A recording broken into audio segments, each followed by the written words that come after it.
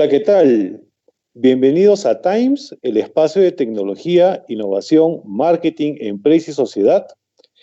Estoy en la compañía de Omar Flores, doctor de Machine Learning, un capo en inteligencia artificial, y hoy día vamos a abordar una cantidad de temas que a ustedes espero les sirvan, les nutra y nos ayude a tomar mejores decisiones.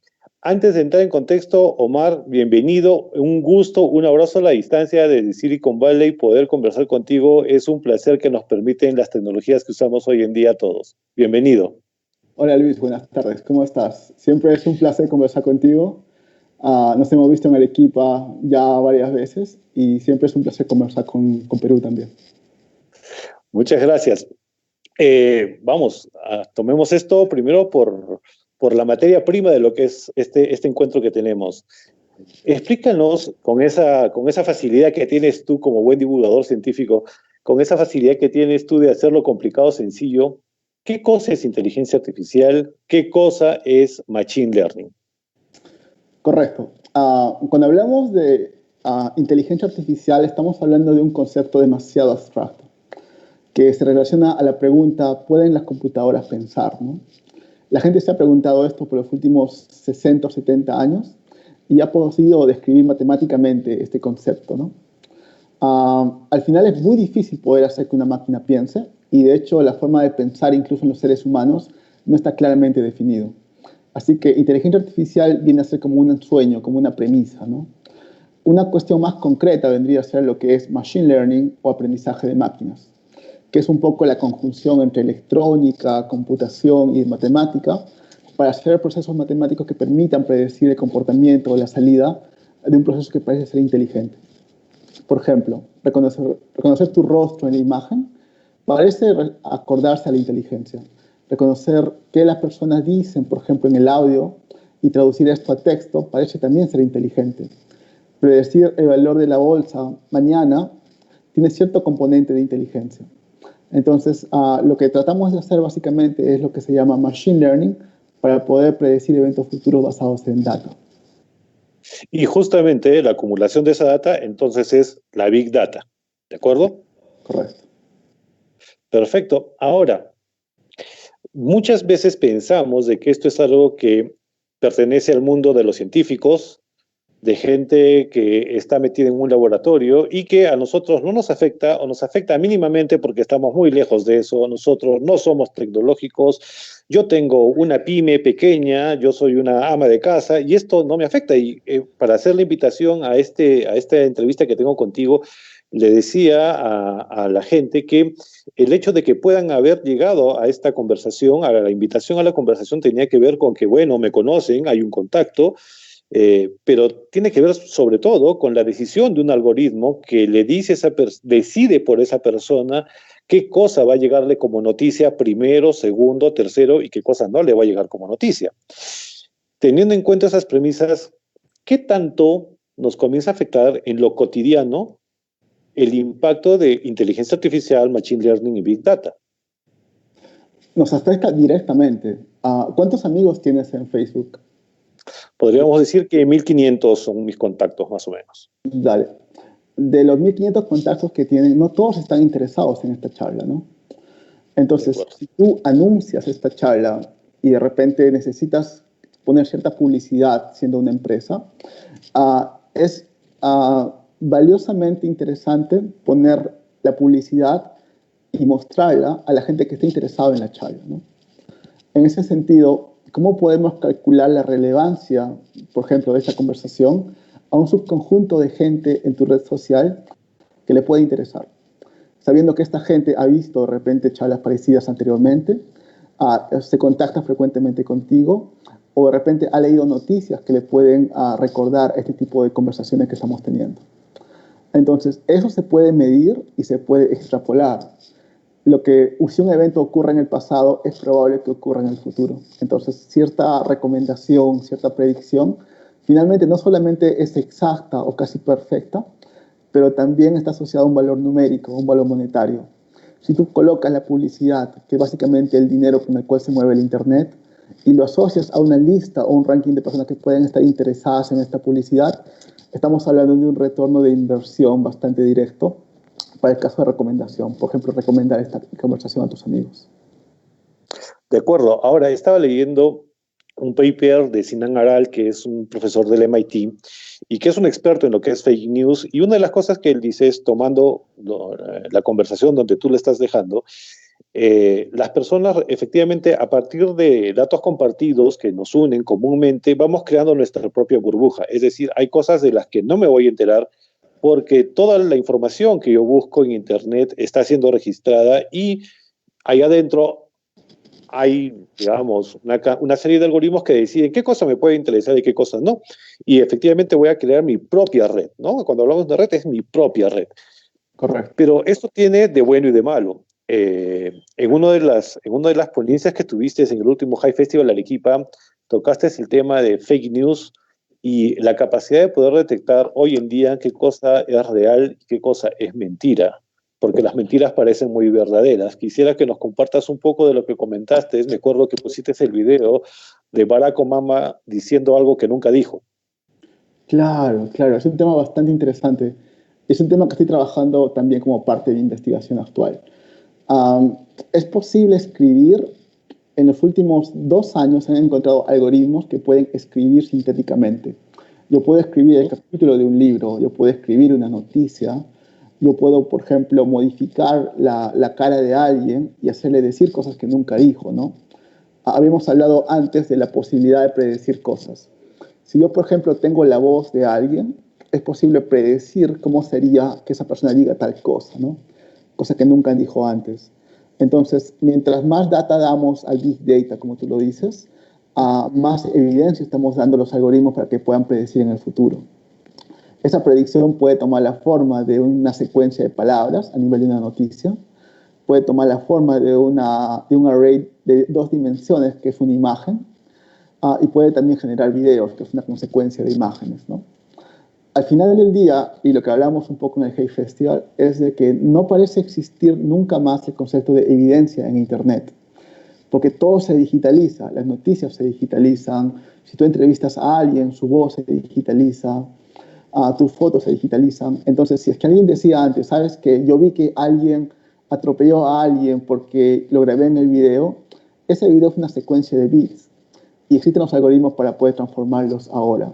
Si tú lo llevas a un juicio, ya no tiene sentido hablar un poco de evidencia per se, porque todo puede ser modificado de una forma tan sutil que puede incluso parecer real, ¿no?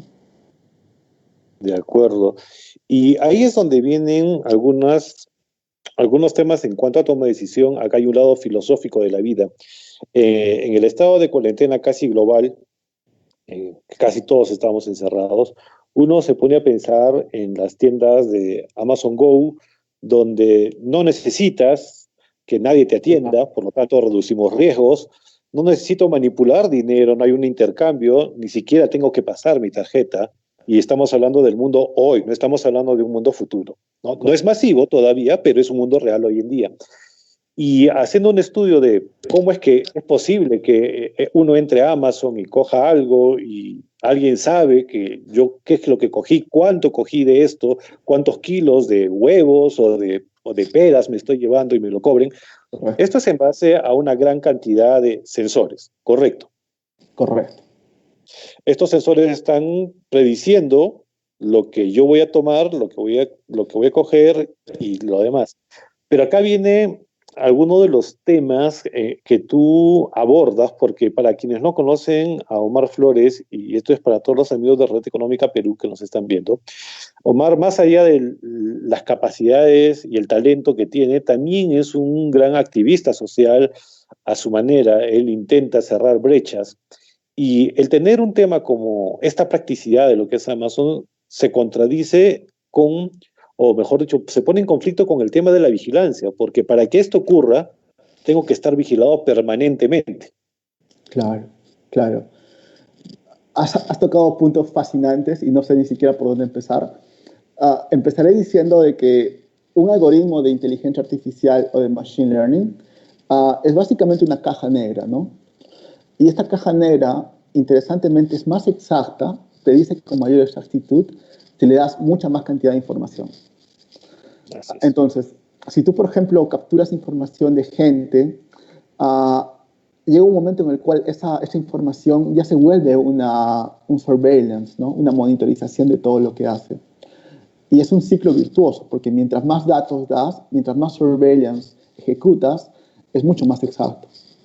En el caso de Amazon Go, por ejemplo, que tú mencionas, para la gente que no está de repente familiarizada con el término, es una tienda en la cual tú vas con tu celular, ingresas a la tienda poniendo tu celular y luego entras, recoges las cosas, las pones en tu bolsa y te vas, ¿no?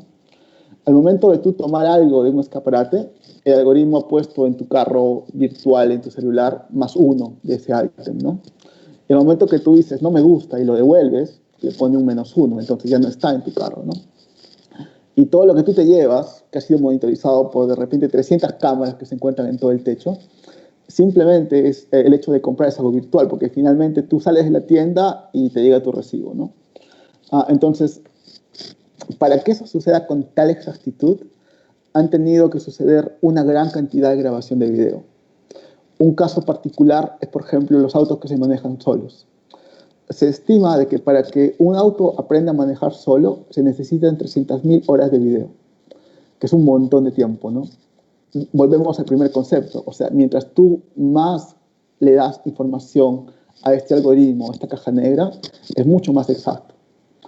Finalmente cerramos con tu punto, ¿no? O sea, ¿cuánto esto llega a ser bueno si estamos monitorizando las actividades diarias de las personas, ¿no? Queremos que la gente no salga de su casa. ¿Cuánto un algoritmo debería decidir por eso, ¿no? ¿Qué pasa si alguien está enfermo pero tiene que salir? ¿Cuál es el sentido común que para la gente es muy fácil de poder distinguir? Y cuando una máquina comete el error de ser muy estricto al respecto, ¿no? Son todos componentes muy actuales y no tenemos algoritmos que resuelvan esos casos. Y básicamente confiamos en los seres humanos para que puedan resolver estas cosas que están en el área gris de la decisión.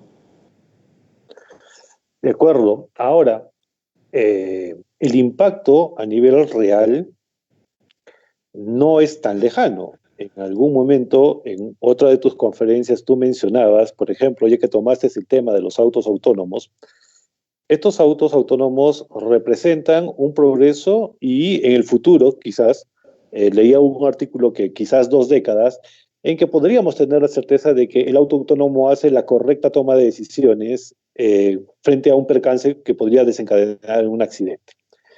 Pero también estos implica riesgos en puestos de trabajo, porque si hablamos de un auto autónomo, también podemos hablar de un tractor autónomo en campos donde es, digamos, hay menos posibilidades de tener una fatalidad. ¿Qué significa?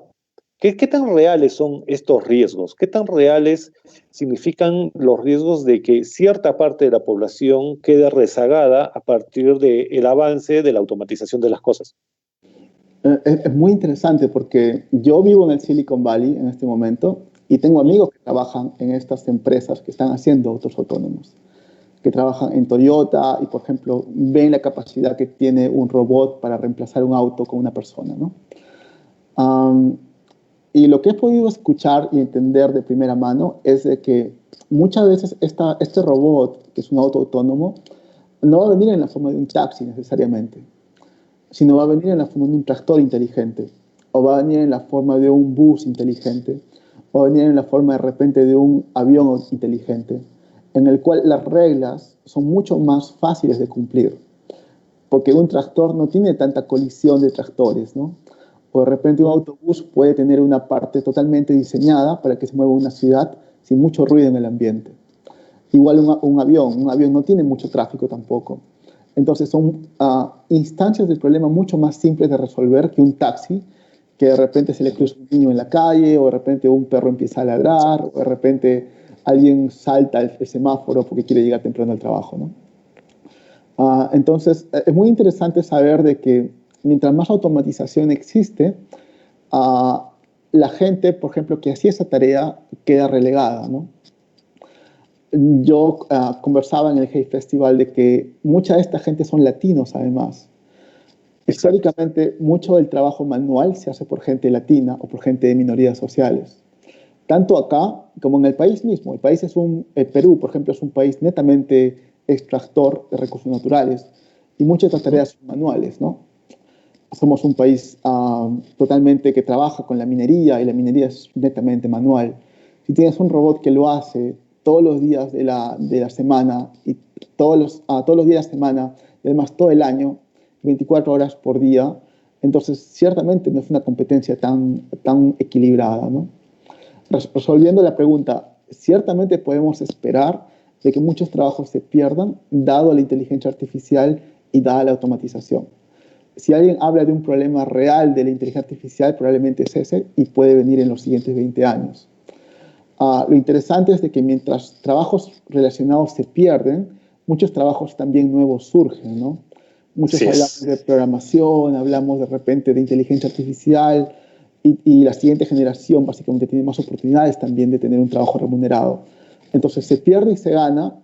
Mi intuición, mis pensamientos están con la gente que puede perder el trabajo y trato de ver el lado justo de la inteligencia artificial relacionado a eso también. Así es, porque, claro, en sociedades, digamos, vamos a poner las sociedades jóvenes y por lo tanto un poco inmaduras, como las que tenemos en Latinoamérica, eh, tenemos una tendencia a o elevar en dimensión grandilocuente o en llevarlo al terreno de lo anti, de la aberración, a cosas que no entendemos. ¿No? Correcto. Porque justamente no entendemos o creemos que es algo extremadamente fantástico o es algo extremadamente terrible. Estaba leyendo el caso de Hugh Herr, que es un doctor de biomecatrónica, es alguien que perdió las piernas y que ha desarrollado hasta ahora las mejores prótesis que, digamos, actúan como un pie normal. Claro, en una de estas prótesis hay computadora, hay sensor, hay elementos biomecánicos, y él reflexionaba de que mientras él iba haciéndose más viejo, su prótesis iba más bien en upgrade, iba más bien mejorando, iba potenciándose, y que era una forma bien, digamos, bien particular de ver la vida. Hay puestos de trabajo, como tú mencionas, que podrían relegarse y que no son necesariamente muy complejos. A ver, por ejemplo, como curiosidad, la Big Data podría hacer la evaluación correcta de alguien que postula un puesto de trabajo. Ya no necesitaremos un psicólogo del otro lado que evalúe. En cierta parte sí, pero no completamente.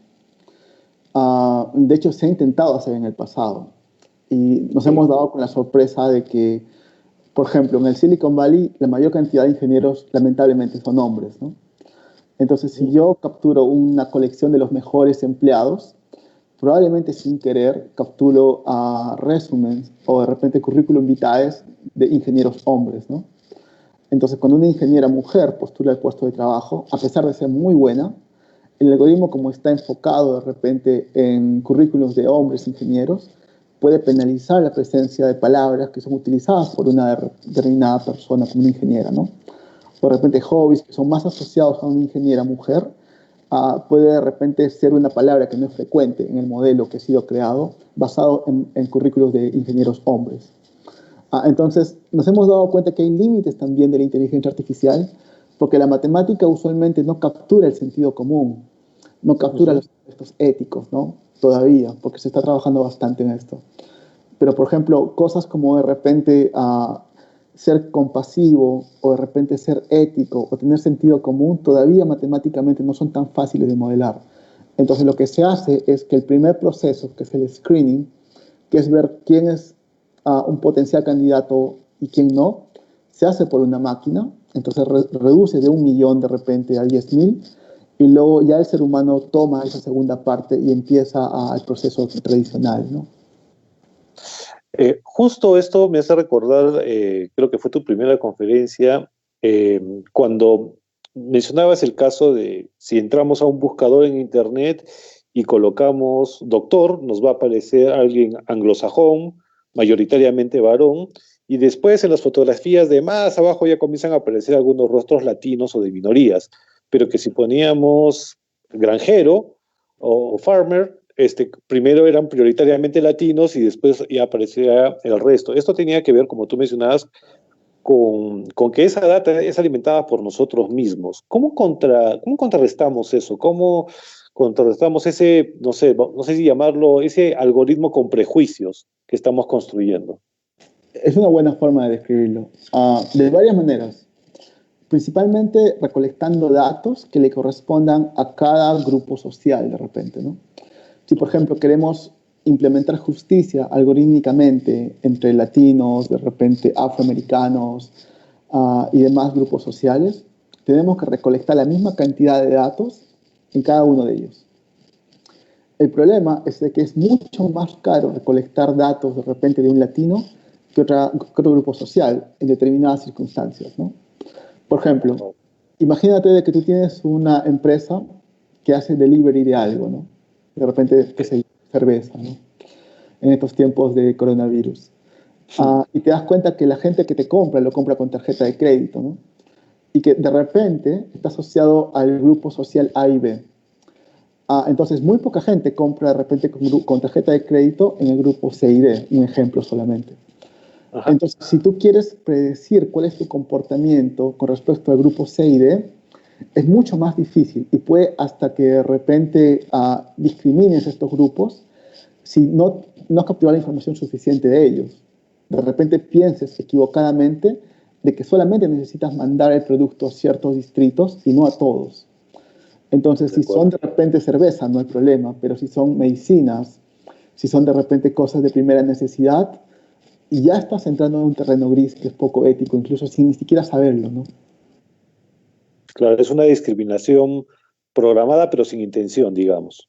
Claro, porque está basado en datos. Solemos pensar usualmente Ujú. de que si es un data-driven decision, si es una decisión basada en datos, es básicamente lo mejor y la forma correcta de hacer marketing, por ejemplo.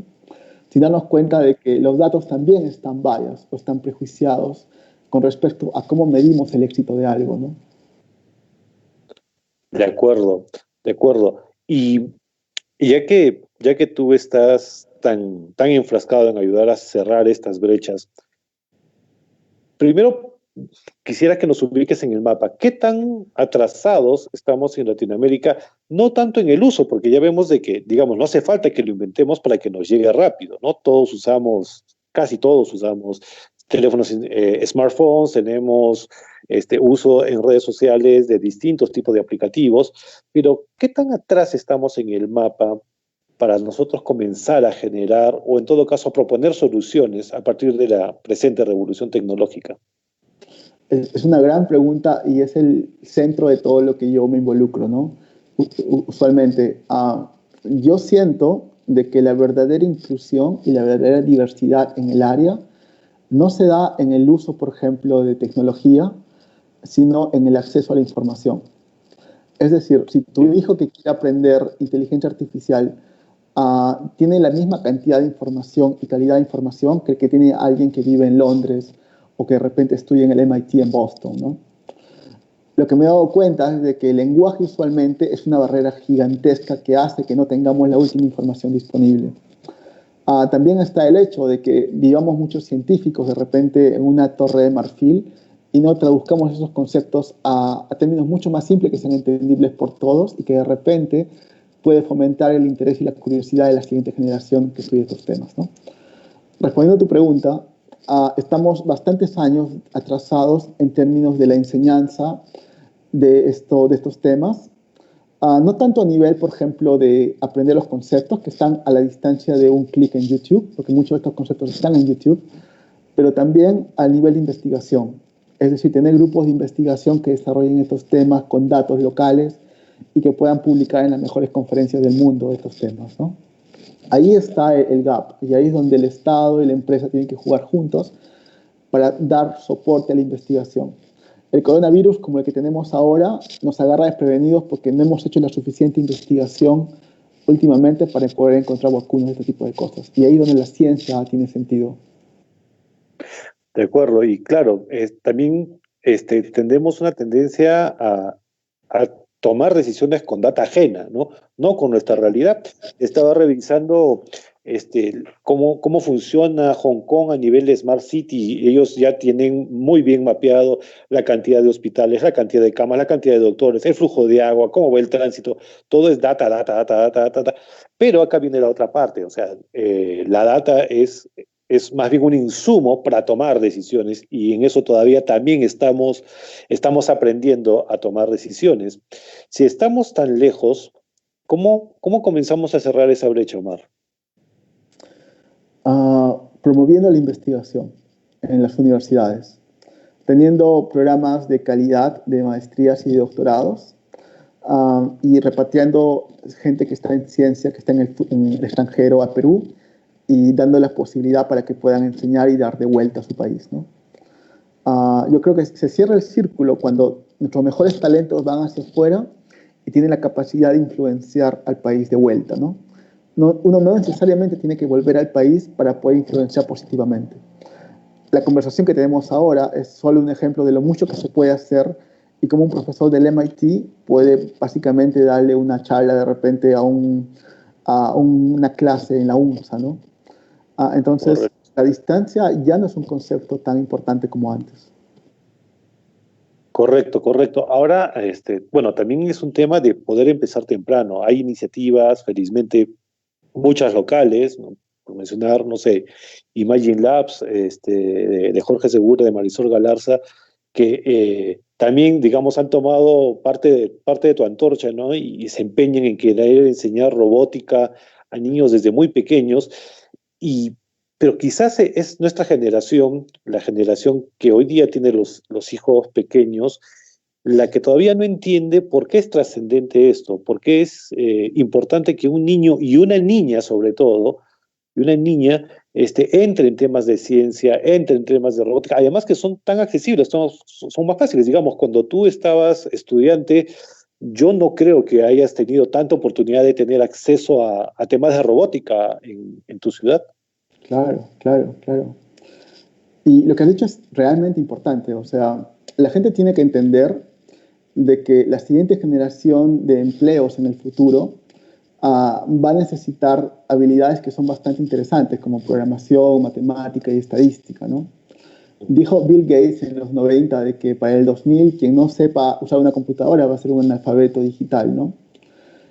Lo mismo va a ser Cumplido. en el 2020, o sea, para el 2030. Quien no sepa programar va a ser también un analfabeto digital, ¿no? Entonces, decirles de que no es una cuestión de que es un nice to have, no es algo que es básicamente está bueno saber, sino es una obligación programar para competir de tú a tú con el resto del mundo. En unos años, competir por un puesto de trabajo va a ser simplemente tan fácil como agarrar la computadora y trabajar a distancia, ¿no? Entonces ya no estás Claro. compitiendo con la San Pablo, con la UNSA, con de repente la Santa María y cualquier universidad, estás compitiendo directamente con una universidad buena en China, una universidad buena en Portugal, una universidad buena en Brasil, y así nomás es, ¿no? O sea, la distancia se va a diluir y va a prevalecer el talento, ¿no?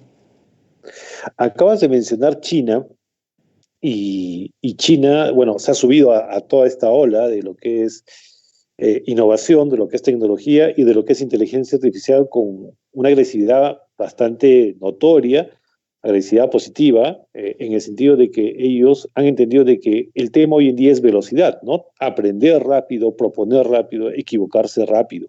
Correcto.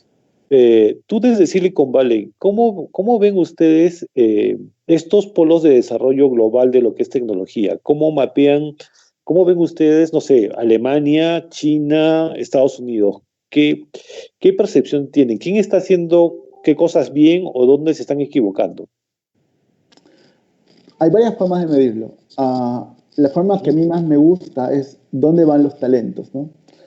Tú Ok, identificas talentos a nivel mundial y más o menos los mapeas y vas viendo dónde migran, ¿no? Y te vas dando cuenta de que o están migrando a Estados Unidos, están migrando al Silicon Valley, o de repente están de repente yendo hacia China. Mucha gente de China que es brillante está volviendo hacia China, o están de repente creando centros de investigación muy potentes en Europa, ¿no? Es un poco más o menos los tres grupos que hay fundamentales. China, Europa, con su capital en Francia, y Estados Unidos, con gente de repente en el Silicon Valley y también en New York, ¿no? Y el otro punto también está en Canadá. En Canadá, en oh, el lado este, en Montreal, es básicamente otra capital mundial de lo que es la inteligencia artificial. wow. Ahora, volviendo un rato a Perú, hoy en día un desafío que nos ha tocado a todos es el tema de trabajar, pero también de estudiar desde casa, ¿no? Este distanciamiento.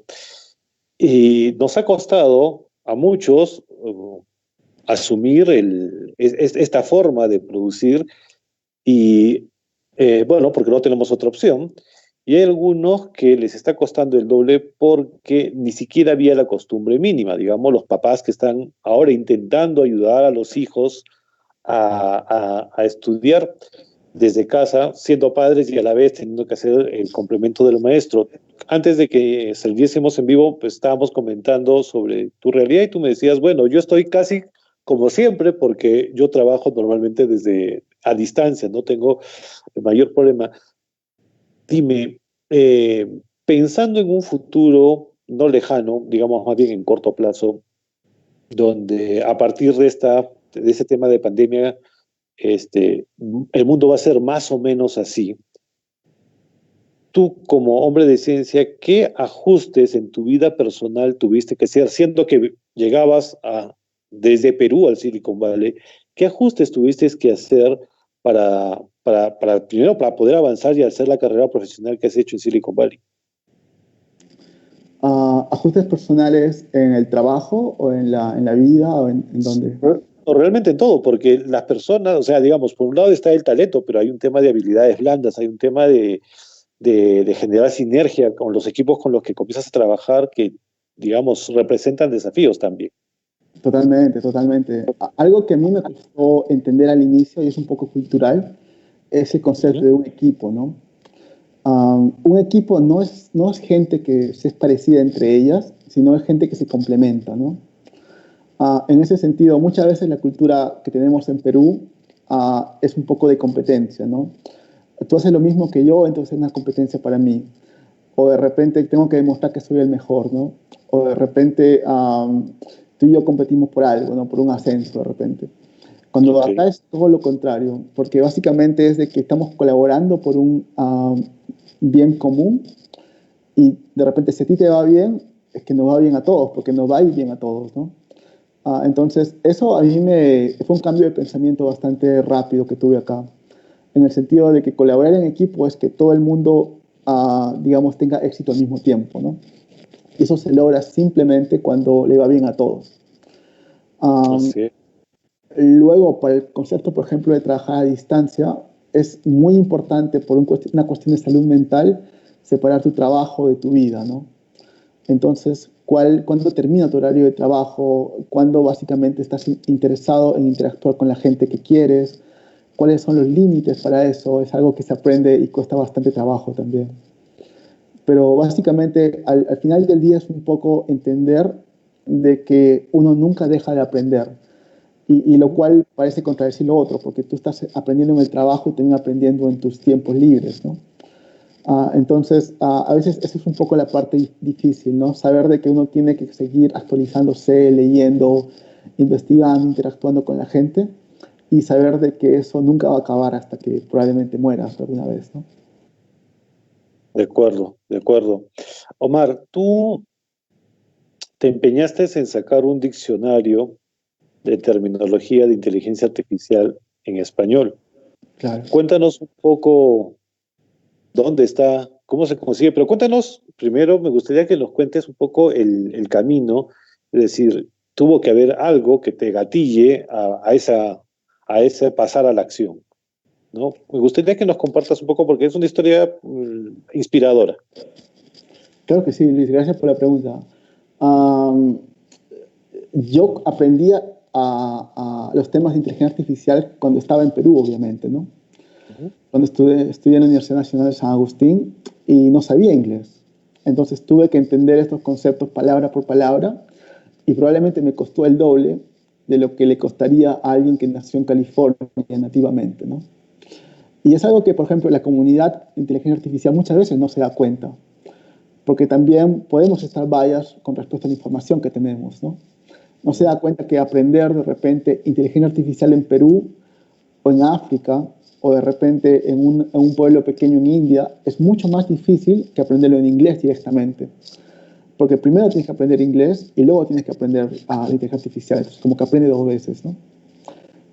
Yo tenía esta idea, por ejemplo, de que la gente aprenda inteligencia artificial directamente en español, pero ya que no es posible, ciertamente, sobre todo los últimos conceptos, yo quería que la gente que lea, por ejemplo, qué significa backpropagation, qué significa latent features, qué significa de repente inference, directamente, en vez de ir a un libro o de repente tomar una clase para entender solamente ese concepto, como me pasó muchas veces, directamente agarre un documento y sepa en español qué significa, ¿no? Y eso le ahorre de repente 30 minutos de estudio, ¿no? Entonces, ya que tuve esa necesidad antes, simplemente quise hacerlo y creé un documento en mis vacaciones para que la gente pueda usarlo y se volvió básicamente una idea bastante interesante que mucha gente está utilizando y que es además un proyecto abierto, que significa que cualquiera puede mejorarlo, puede hacer lo suyo, puede incluir más palabras y básicamente la idea es que sea compartido por todos, ¿no? De acuerdo, ahora que tú has hablado este tema de lo abierto, hoy día se habla mucho de Open Innovation, Open Source, de, de permitir la colaboración libre de todos quienes quieran abordar un problema.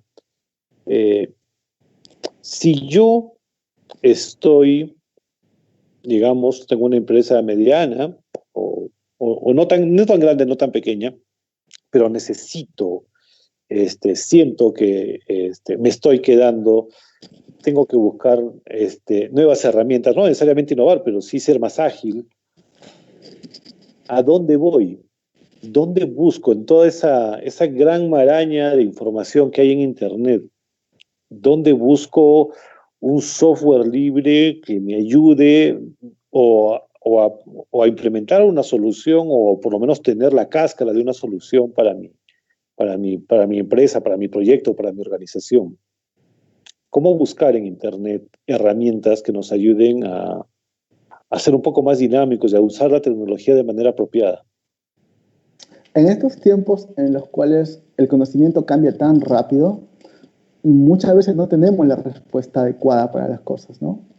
Sin embargo, es muy fácil acceder a gente que sí la tiene. Por ejemplo, si tú escribes en Twitter, oye, necesito aprender esto, ¿qué me recomiendan? O de repente en Facebook, es muy probable que alguien sepa esto, ¿no? Hay mucha cantidad de información en videos en YouTube, por ejemplo, y tú puedes escribir en los comentarios y puedes pedir por ayuda sincera. Hay muchos foros de programación, hay muchos foros, por ejemplo, de tecnología, donde uno directamente puede preguntar a la comunidad y la respuesta que viene hacia ti de vuelta tiene bastante valor porque es gente que ha estado trabajando con esto y que si se toma el trabajo de responderte es porque tiene algo que decir, ¿no? Entonces, usualmente, ante la duda, usualmente la comunidad, sobre todo la comunidad de tecnología, es muy abierta y muy dispuesta a compartir conocimiento. Entonces, yo no dudaría en esos casos de preguntar a la gente directamente y sopesar las preguntas y las respuestas basadas en el sentido común, ¿no? De acuerdo, de acuerdo. Hay un cambio cultural. Claro, el siguiente paso después de eso es simplemente seguir la dirección. Esa gente te da una dirección, te da un vector y te dice tienes que ir para allá y tú simplemente vas en esa dirección. Y eso es importante porque si tú vas en esta, de repente terminas en otro lugar, ¿no? Pero la dirección correcta es básicamente lo que te mueve hacia el lado adecuado para resolver tu problema. De acuerdo. Mira, a pesar de que hablamos de inteligencia artificial, de la Big Data, de cómo aprenden las máquinas y qué se les enseña, al final de cuentas, la toma de decisión siempre recala en el ser humano, en los conceptos éticos y en la moral de las personas. Claro. Eso es algo innegable y tiene que ver con también con un sentido de hacer las cosas. Si tú decías, bueno, necesitamos más latinos, digamos, ayudando a balancear la data que está ahí, con la que se construyen algoritmos que ayudan a tomar decisiones. Tú tienes un programa, y si no, corrígeme, tienes un programa o ayudas a programas que justamente busca talentos en estas latitudes para exportarlos y después de potenciarlos hacer que regresen. Coméntanos un poco de eso. Encantado. Se llama Latinx in AI. Latinx significa latino o latina, porque la X puede representar ambas cosas, ¿no? Y la idea es muy simple, o sea, hay eventos de investigación muy importantes de inteligencia artificial a los cuales yo he ido desde hace mucho tiempo y me he dado con la sorpresa de que o era el único latino en este evento o no me daba cuenta si habían más porque todo el mundo hablaba inglés, ¿no? Y realmente no es confortable, o sea, uno no se siente bien siendo parte de una minoría porque te das cuenta de que en realidad no encajas, ¿no? Entonces, si tú, por ejemplo, tienes un joven que quiere hacer ciencia y que es latino o es afroamericano o es mujer, de repente no se siente en un ambiente cómodo para desarrollarse, ¿no? En un evento tan grande como ese. Estos eventos con el tiempo se han dado cuenta de esto y se han abierto mucho a las minorías. Entonces, con la ayuda de varios amigos, lo que hicimos fue formar un grupo que se llama Latinx in AI, el cual recibe fondos de empresas tecnológicas como Facebook, Google, Amazon, IBM, etcétera, y nos dan fondos que nosotros usamos para pagar el pasaje, el registro, el hotel y la alimentación de gente que pueda asistir a esta conferencia con el único objetivo y con la única condición de que sean latinos, ¿no? Para cubrir ese gap que existe en la representación de ciencia que viene desde Latinoamérica. Entonces, eso permite que tengamos pues, gente de Perú, tengamos gente de Chile, tengamos gente de Singapur, que son latinos haciendo investigación en Singapur, pero que van con estos fondos a la conferencia más importante en Canadá, por ejemplo, ¿no? Y eso un poco cubre esa diferencia. El resultado es de que esta gente tiene más oportunidades, hace mejores contactos y de repente ya empieza un programa de doctorado, de repente ya tiene una empresa, ya tiene un trabajo en una empresa local o de repente de Estados Unidos, entonces se va, digamos, acelerando las oportunidades que nosotros no tuvimos cuando éramos jóvenes, porque esto no existía antes, y que le permite que la siguiente generación tenga más oportunidades, sobre todo si son latinos, ¿no? O mujeres. Y qué importante que es esto, porque si bien a la generación de ahora le llamamos la generación Internet, es casi un consenso que la generación siguiente es la generación inteligencia artificial. Hoy en día un niño está rodeado de, digamos, de distinta cantidad de dispositivos. En algunos países de Europa o en Estados Unidos, Alexa es casi un miembro más de la familia, en el sentido de que hay una presencia ahí que orienta, que da algún tipo de información. Y para estos niños esto es parte de la rutina. ¿Tú cómo visualizas el futuro de la inteligencia artificial? Cuando hablaste, me acuerdo que hiciste una proyección que me pareció súper, súper interesante. Hablabas de que nosotros hoy en día, por ejemplo, desde una plataforma, entramos a ver una película, una serie, y que quizás en el futuro nosotros podríamos poner nuestro rostro y al fin se le cumpliría a mi esposa la fantasía de que en vez de Tom Cruise salga mi rostro ahí haciendo una misión imposible. ¿Hacia dónde es que estamos yendo con todo esto que nos está ocurriendo en el mundo? ¿Cómo lo ves tú? ¿En qué industrias hay más posibilidades de que tengamos avances que nos impacten directamente a las personas que aparentemente no tenemos nada que ver con esto? Es una gran pregunta, Luis. Mientras más veo esto, más siento que la aplicación es transversal. O sea, no siento de que sea de repente una cuestión de que esto va a mejorar el entretenimiento o de repente esto va a permitir que tengamos mejores autos. Ciertamente va a pasar, pero va a tocar cada componente y campo del conocimiento humano. Por ejemplo, descubrir mejores drogas es un concepto de ensayo y error, pero si se puede simular de repente en una computadora, te va a permitir generar mejores drogas más rápidamente, sin necesidad de esperar de repente cómo evoluciona en 2 meses en un ser vivo, ¿no? Entender el universo es muy difícil porque son muchas partículas viajando al mismo tiempo y no tenemos la capacidad de hacerlo y tenemos teorías que tratan de explicar esto, pero vamos a entender que las computadoras también pueden generar sus propias teorías, pueden básicamente explicar cuál es el concepto, por ejemplo, de una explosión de estrellas basados en simulación, por ejemplo, y va a acelerar también el conocimiento del universo, ¿no?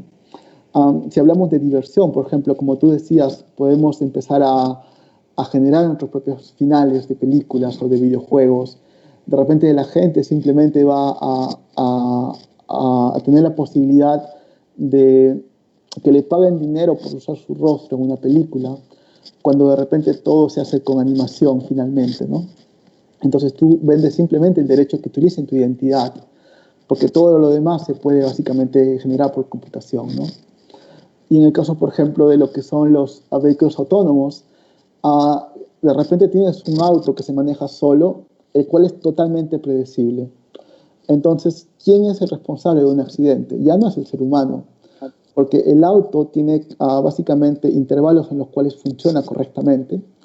Entonces, ya la cuestión no es cuánto dinero pagas por un seguro, porque nunca vas a cometer un error porque la computadora decide por ti, sino es básicamente cuál es la mejor marca de coches que es más exacto y que por lo tanto comete menos errores, ¿no? Entonces el seguro ya no te cubre de repente el behavior o el comportamiento del que maneja, sino cubre el comportamiento de la máquina que se ejecuta. Entonces ya se cambia el concepto, ¿no? Ya no tienes un conjunto de coches en tu casa, sino simplemente eliges qué coche quieres elegir hoy, ¿no?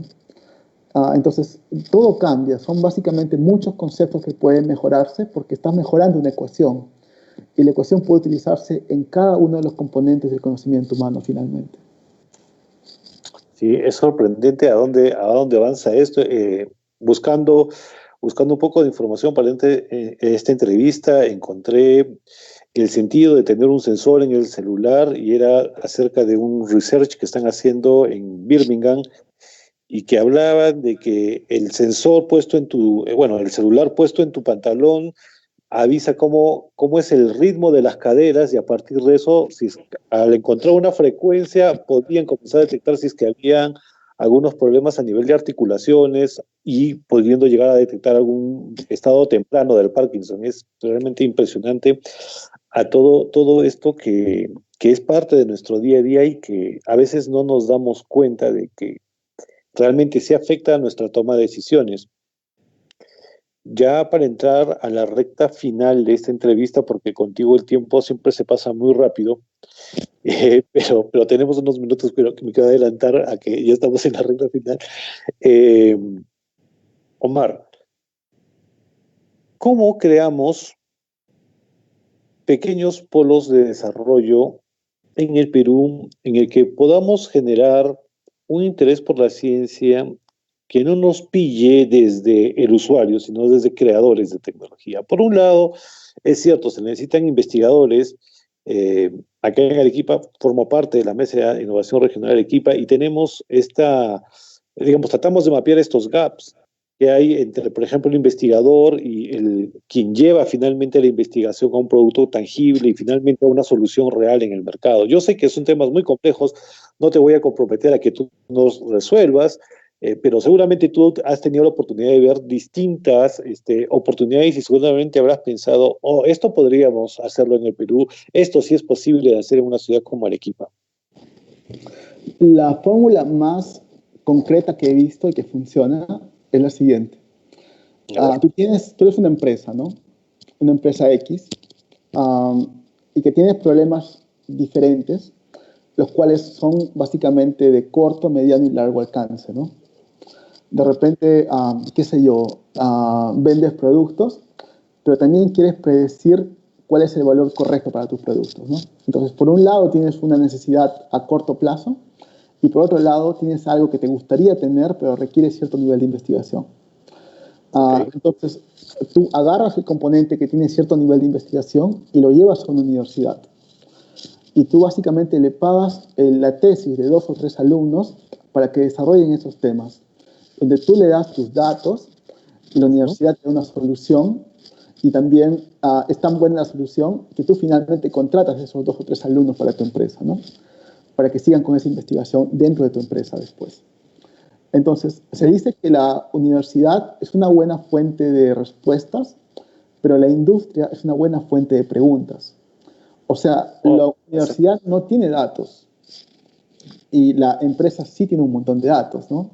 Si es una empresa que está funcionando en un ambiente real, tiene un montón de información, el cual puede básicamente ser compartida con la universidad bajo la condición de que se genere una solución que vuelva finalmente, ¿no? Entonces, tú como empresa absorbes la solución y absorbes también las 2 o 3 personas que la crearon.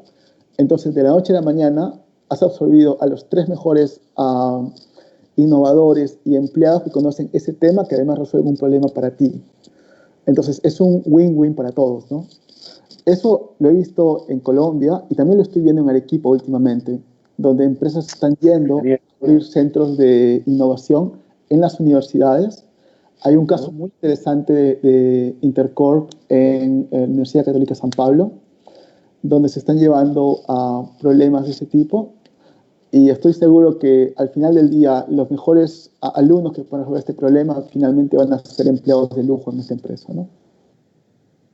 De acuerdo, bueno, sí, es verdad, hay ciertos grupos económicos que sí están, digamos, entienden el potencial de las soluciones y me parece que sí hemos llegado a ese punto en que ya se está entendiendo de que no hace falta salir y comprarlo, porque éramos, digamos, culturalmente muy pragmáticos en el sentido de, bueno, si ahí está la solución, voy y la compro y la implemento. Y estamos tratando de abordar cosas, digamos, desde nuestra realidad y algo que me queda muy claro de esta entrevista es con nuestros datos, con lo que realmente nosotros podemos aportar para generar una solución hecha a medida, como debería ser. Totalmente. Omar, a los papás ¿Puedo que decir algo ojalá, más, Luis? dile, por favor, adelante, Sí, adelante. solamente para terminar lo que acabas de decir, un algoritmo de inteligencia artificial es tan bueno como los datos que lo alimentan. Ok, Entonces, yo no puedo agarrar un modelo de Estados Unidos y usarlo en Perú porque los datos no son iguales y por lo tanto no se comporta de la misma manera. Solamente para cerrar lo que decías.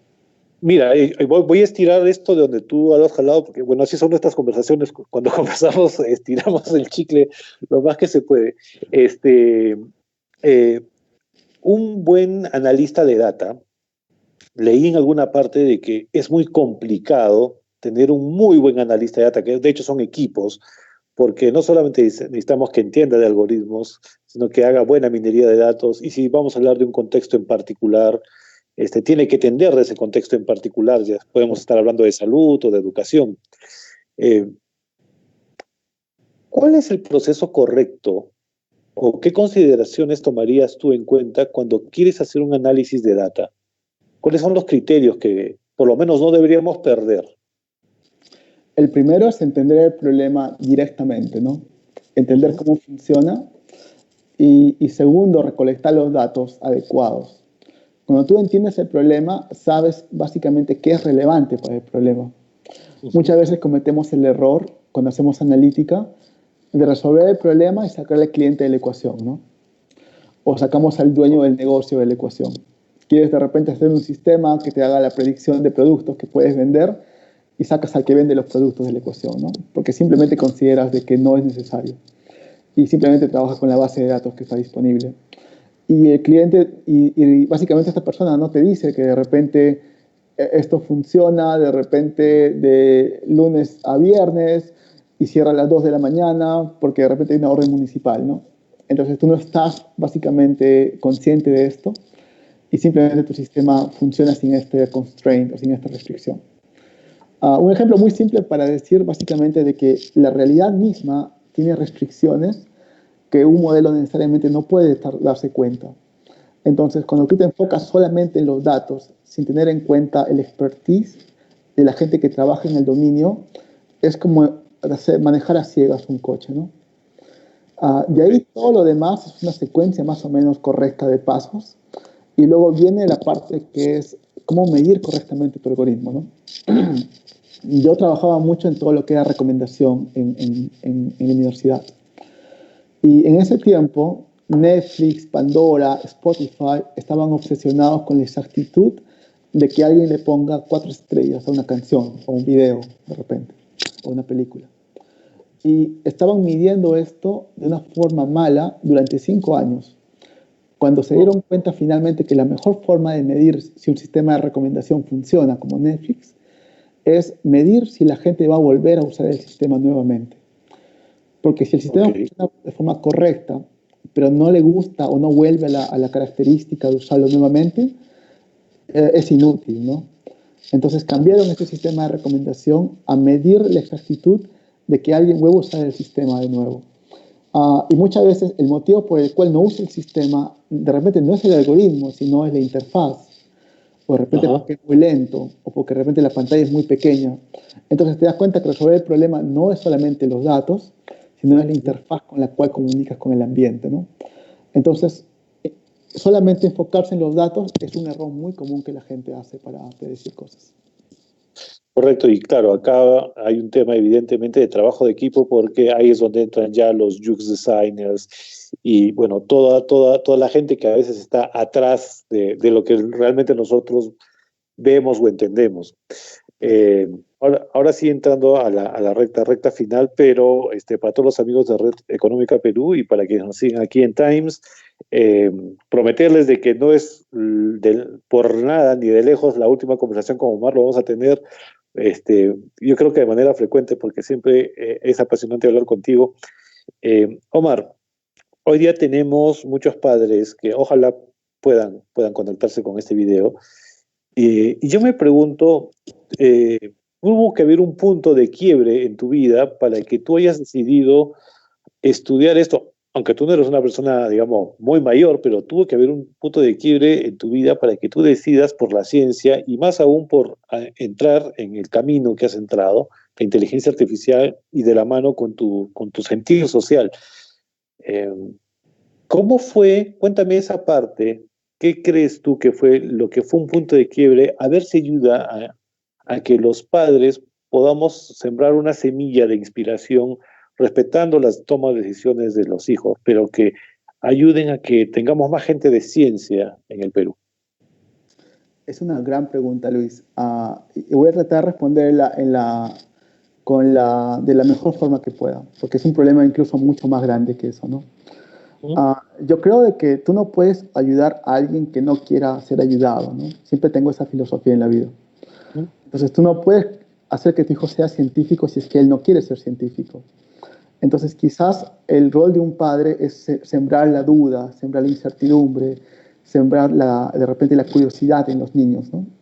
De repente comprarle un kit de matemática, de química, de repente ver con él un video de Netflix de ciencia ficción, de repente intercambiar conocimientos acerca de robótica. Es un poco ser un compañero en ese camino tan largo que es la ciencia, pero que empieza con la curiosidad. Se dice que la ciencia empieza con un porqué, ¿no? Entonces, si tú eres capaz de meterle esa duda a tu niño cuando es un niño y todavía no va al colegio, de repente está empezando a formarse, y le empiezas a explicar los orígenes del universo, a pesar que no lo sepas, pero puedes darle un libro que sí lo sabe, creo que ahí es cuando cambian ciertas cosas en la cabeza, ¿no? Y después, honestamente, ya es una cuestión más de la persona misma. En mi Claro. caso, y lo digo de una forma muy, de repente que le sirve a alguien o no, yo tenía una clase en la universidad que era base de datos. Y yo estaba llevando la clase, tenía que comprar la fotocopia del libro, que es una fotocopia pirata, en la Avenida Independencia, al frente de la UNSA. Y fui con mis 12 soles, ¿no? A comprar la fotocopia del libro. Me la dieron, que era una cosa larga así, que se abría. Y vi el autor del libro, que era Silvershot, que era un profesor muy conocido. Y luego cuando fui a mi casa, fui al internet y me pregunté cuál es el libro que utilizan en Berkeley, que se encuentra muy cerca de acá precisamente, en el curso de base de datos. Yo quería saber por qué los alumnos de Berkeley en Estados Unidos eran mejores a los alumnos de la UNTA o eran mejores a mí, ¿no? ¿Cuál es la diferencia si tenemos el mismo curso? Y bajando en la página web me di cuenta que al final estaba la descripción del libro que estaban llevando, que era el mismo que yo tenía. Yo lo tenía en fotocopia y ellos lo tenían en original, pero me di cuenta de que la diferencia no era el conocimiento, o sea, no es que tenían conocimiento más actualizado, si tenían el mismo libro, ¿no? Entonces me di cuenta que la diferencia era el alumno precisamente, era la capacidad del alumno por querer ir un poco más, por querer investigar, por querer de repente crear cosas nuevas basadas en el mismo conocimiento. Entonces ahí me di cuenta que la diferencia entre un alumno de Berkeley y un alumno de la UNSA es simplemente la voluntad de querer hacer cosas con ese conocimiento. Luego confirmé con el tiempo de que hay mucha gente en Arequipa, hay mucha gente en Perú que tiene la motivación y la habilidad para hacerlo. De hecho, naturalmente, la gente en Perú somos entrepreneurs, somos gente que queremos hacer Emprendedor, sí. cambios, tenemos recursos muy pocos y queremos maximizar esto. Tratamos básicamente de tratar de ver cómo competir con el resto y a nivel global. Entonces está en nuestro ADN hacerlo. Es solo que nos falta la guía y nos faltan los recursos para hacerlo y nos falta un camino concreto hacia la ciencia y hacia la industria. Y eso ya es un problema mucho más grande. Pero a lo que voy es de que hoy más que nunca existen muchas oportunidades para que la gente haga eso, ¿no? Quieres trabajar en la NASA y tienes 10 años, hay muchas posibilidades de hacerlo ahora que las que tenía en mi tiempo, ¿no? De acuerdo. Omar, te agradezco muchísimo el tiempo que nos has regalado. Yo me siento muy contento, muy orgulloso de haber podido tenerte hoy día en este segmento a través de Red Económica Perú. A la distancia te mando un abrazo y nada, lo único que espero de tú y ahora son tus palabras de despedida a la gente que nos está viendo, pero de nuevo reitero con la promesa de que en no muy largo tiempo te tendremos de nuevo por aquí. Muchas gracias por tus palabras tan amables, Luis. Sabes de que el cariño y la estima que te tengo, así a toda tu familia también. Quería un poco decir lo que hablábamos antes de esta conversación, ¿no? Yo le decía Claro. a Luis de que para mí tiene más sentido hablar con Luis y transmitir esto a la gente de Perú que dar una charla de repente en Stanford, ¿no? Y tiene sentido porque yo de repente puedo cambiar mucho más mentes o muchas más visiones conversando contigo que de repente cambiar de repente a gente que está en Stanford y quiere hablar de inteligencia artificial, ¿no? Entonces, gracias por la oportunidad de permitir conversar con tanta gente en Perú. Es algo que constantemente estoy dispuesto a hacer, porque no tiene sentido que aprenda algo nuevo si no puedo compartirlo después con la gente de mi propio país, ¿no? Entonces, siempre voy a estar encantado de poder conversar contigo y saludos a mi familia si me está viendo en este momento. Pues seguramente que sí, sí te estarán viendo y tus amigos y todas las personas que te estimamos. Amigos de Times, a través de Red Económica Perú, les agradecemos haber compartido, haber dado de su tiempo para vernos en esta conversación. El día viernes estaremos conectados de nuevo, 5:30, hablaremos sobre servicio y atención al cliente, que es un tema que seguramente también les va a interesar bastante. Conmigo, hasta entonces, quédense en casa, luchemos contra el coronavirus, la batalla la ganamos todos juntos. La manera de estar juntos hoy en día es estar separados. Un abrazo a todos y nos vemos pronto.